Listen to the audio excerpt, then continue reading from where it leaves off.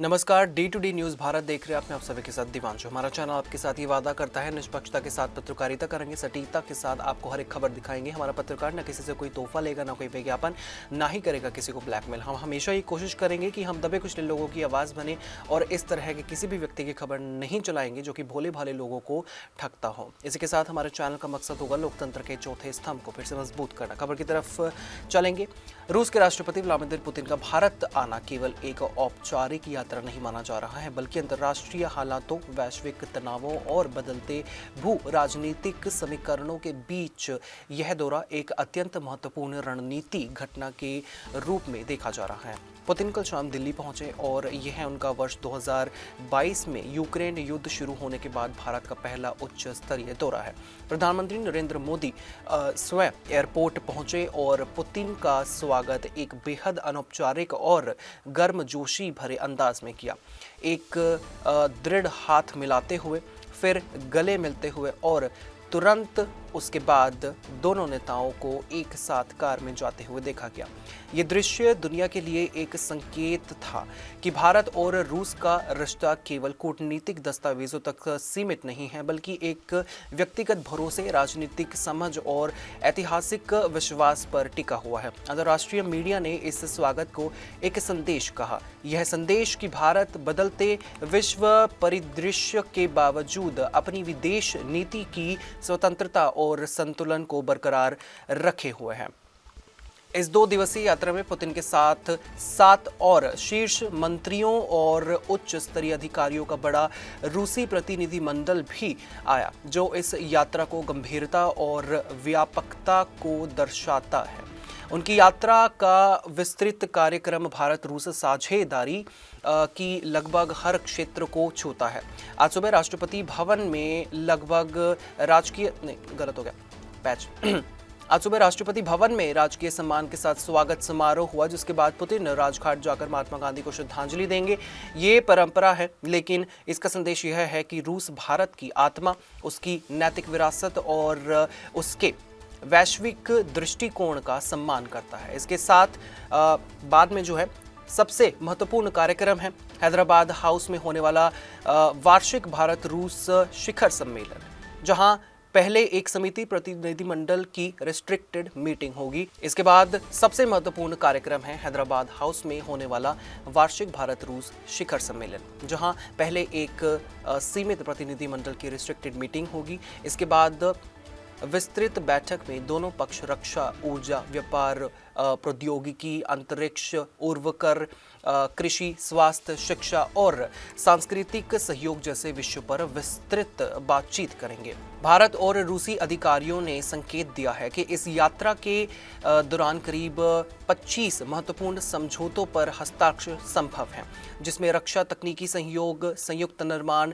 आपको बता दें कि ऊर्जा आपूर्ति सुरक्षा, तेल गैस परियोजनाएं, उर्वरक आपूर्ति व्यवस्था, इसके साथ ही साथ साइंस एंड टेक्नोलॉजी इनोवेशन पर भी हस्ताक्षर हो सकते हैं। उच्च शिक्षा और औद्योगिकी सहयोग जैसे प्रमुख योजनाएं जो है इसमें शामिल हो सकती हैं। भारत लगातार अपनी ऊर्जा सुरक्षा और रक्षा आत्मनिर्भरता को लेकर चिंतित रहा है और रूस दोनों क्षेत्रों में भारत का दशकों से एक विश्वसनीय साझेदार रहा है। भारत पहले ही रूस से भारी मात्रा में कच्चा तेल कम कीमतों पर खरीद रहा है, जिससे आर्थिक दबावों को काफ़ी हद तक कम किया है। अब इस यात्रा में भारत चाहेगा कि तेल और गैस के दीर्घकालीन भविष्य को लेकर भी जो है स्थायी समझौते हों, ताकि वैश्विक अस्थिरता के बावजूद ऊर्जा आपूर्ति की निरंतरता बनी रहे। दूसरी ओर रक्षा क्षेत्र इस दौरे का सबसे बड़ा स्तंभ है। भारत रूसी हथियारों और रक्षा प्रणालियों का पारंपरिक रूप से बड़ा ग्राहक रहा है और अब दोनों देश मिलकर संयुक्त निर्माण, तकनीकी हस्तांतरण और दीर्घकालीन रक्षा सहयोग पर काम करना चाहते हैं। यदि इस यात्रा में रक्षा क्षेत्र के समझौते होते हैं तो भारत की मेक इन इंडिया और आत्मनिर्भरता जो है रक्षा उद्योग को गहरा लाभ मिलेगा। इसके साथ ही व्यापार संतुलन में भी बड़ा जो है एक मुद्दा है। भारत रूस को जितना निर्यात करता है उसकी तुलना में आयात आयात काफ़ी अधिक हैं। इसलिए भारत चाहेगा कि नए समझौतों के तहत भारतीय दवाओं, कृषि उत्पादों, मशीनरी, तकनीक और सेवाओं को रूसी बाजार में अधिक पहुंच मिले। इसके अलावा पुतिन की इस यात्रा में एक और जो है बड़ा कार्यक्रम है, बिजनेस फोरम। इस फोरम में दोनों देशों के उद्योगपतियों और निवेशकों की बैठक होगी, जिसे संयुक्त उद्यम यानी जॉइंट वेंचर्स, ऊर्जा परियोजनाओं, उर्वरक कारखानों में निवेश, आपको बता दें कि टेक्नोलॉजी ट्रांसफर, मशीन निर्माण, आईटी सहयोग और स्टार्टअप इनोवेशन जैसे विषयों पर गहन चर्चा की जाएगी। रूस वर्तमान में पश्चिमी प्रतिबंधों के दबाव में है और इसके लिए भारत जैसी बड़ी, स्थिर और तेजी से बढ़ती, आपको बता दें कि अर्थव्यवस्था के साथ मजबूत व्यापारिक रिश्ता बनाए रखना बेहद जरूरी हो गया है। दूसरी ओर भारत चाहता है कि रूस उसकी ऊर्जा सुरक्षा, उर्वरक उत्पत्ति और रक्षा निर्माण को मजबूत बनाए, ताकि वैश्विक संकटों के बीच आर्थिक स्थिरता बनी रहे। शाम को राष्ट्रपति द्रौपदी मुर्मू द्वारा आयोजित राजकीय भोज इस यात्रा का औपचारिक लेकिन अत्यंत महत्वपूर्ण सांस्कृतिक आयाम है। ऐसे भोज केवल खाना या फिर सांस्कृतिक कार्यक्रम नहीं होते हैं, ये अनौपचारिक कूटनीति के सबसे महत्वपूर्ण दरवाजे होते हैं, जहां दोनों देशों के नेता, मंत्री और प्रतिनिधि एक सहज माहौल में वैश्विक मुद्दों पर खुलकर विचार विमर्श करते हैं।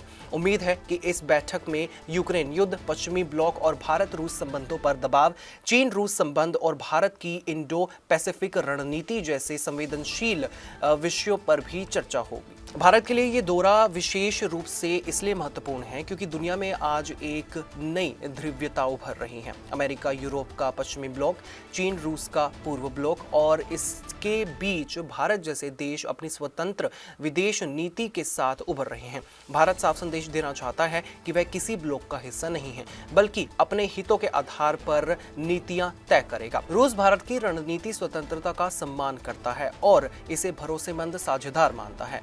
यह कारण है कि यह यात्रा न केवल भारत रूस रिश्तों को मजबूत करेगी, बल्कि भविष्य की वैश्विक राजनीति में भारत की भूमिका को भी और अधिक निर्णायक बना सकती है। यदि इस यात्रा से अपेक्षित समझौते होते हैं तो भारत को सीधा लाभ ऊर्जा सुरक्षा, रक्षा क्षमता, आर्थिक विकास, कृषि, उर्वरक आपूर्ति, विज्ञान प्रौद्योगिकी, नवाचार और वैश्विक मंचों पर बढ़ी हुई राजनीति मजबूत के रूप में जो है मिलेगा।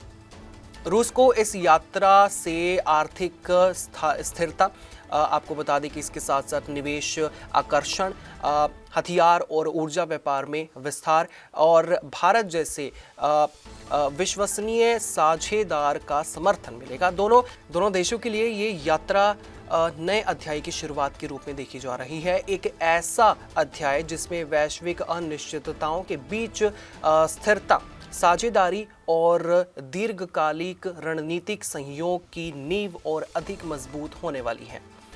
इसी के साथ देश और दुनिया की तमाम छोटी और बड़ी हर खबर जानने के लिए आप बने रहिए day to day news Bharat के साथ। मुझे दीजिए इजाज़त और हमें हर किसी सोशल मीडिया प्लेटफॉर्म पर लाइक, शेयर और सब्सक्राइब करना बिल्कुल भी मत भूलिएगा।